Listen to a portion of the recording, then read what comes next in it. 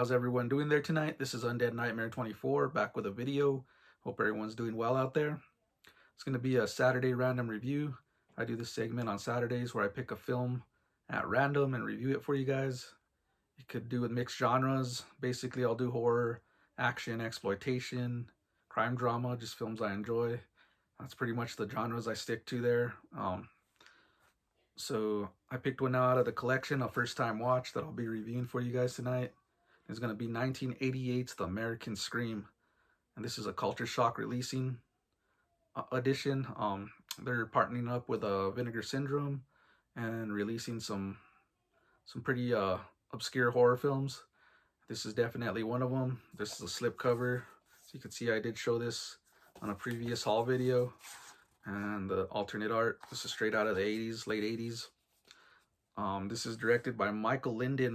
The only thing I could find with him is he did some camera work on the film Lone Star from 1996. That was like a Matthew McConaughey drama film. I couldn't find too much on him, but anyways, this film, let's get into the film. It's about a family. They're going on vacation for Christmas. They're going out to a mountain resort, and it's pretty much the mom, dad, brother, sister, and their two friends. And they're real odd characters, man. You got this friend of the brother that's just real strange, and I mean straight out of an 80s classic there. And you got the sleaze and everything in this one. Anyways, as they get to this resort, they run into, pretty much at a diner, they run into all these people that are real odd, acting real odd, and then they notice they're the only like young kids there. Everyone's like elderly or elders there. So they right away sense something strange. They're at a diner, and one of the kids asks for coffee, and the girl working there, the lady's like, "You could have hot chocolate for you, son. You're not old enough for coffee." And he just like, "What? It's just coffee." It's just real odd off the bat. And then you got George Buck Flower, man, from a lot of Carpenter films. Usually plays like a drunk or a homeless guy, and it's kind of strange because me and Christian on our Withering Watch Pile segment, we were talking a lot about George Buck Flower, man, and it's funny to see him in this film again. He has a bigger role in this one, probably the biggest role I've seen him play in a film.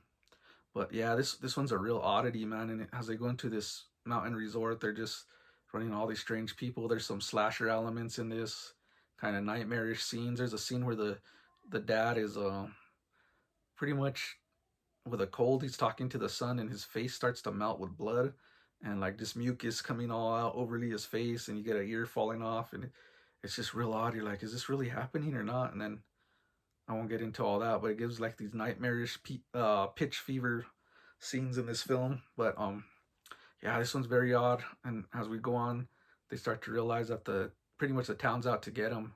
So these kids have to defend themselves while the parents don't believe him or anyone else. So that's all I'm going to get into the film. I don't want to give too many spoilers.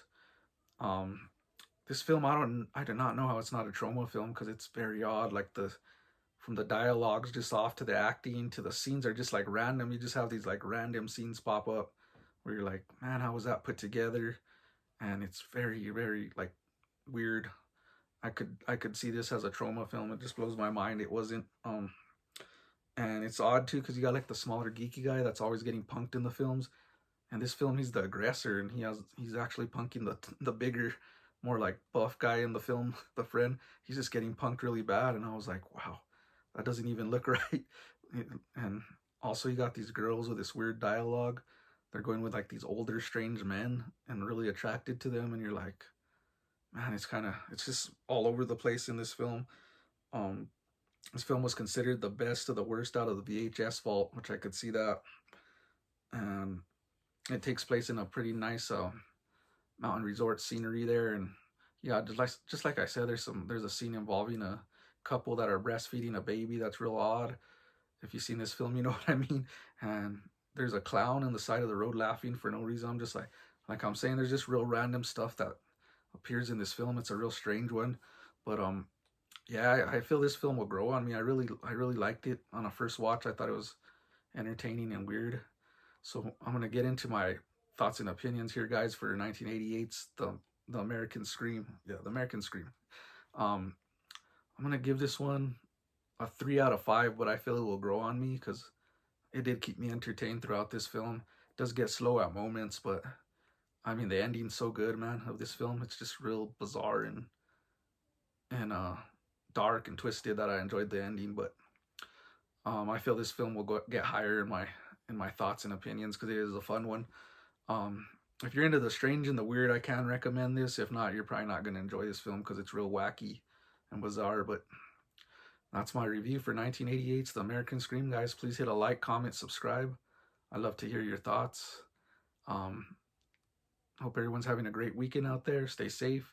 Be kind to each other. This is Undead Nightmare 24 back with a video. Peace.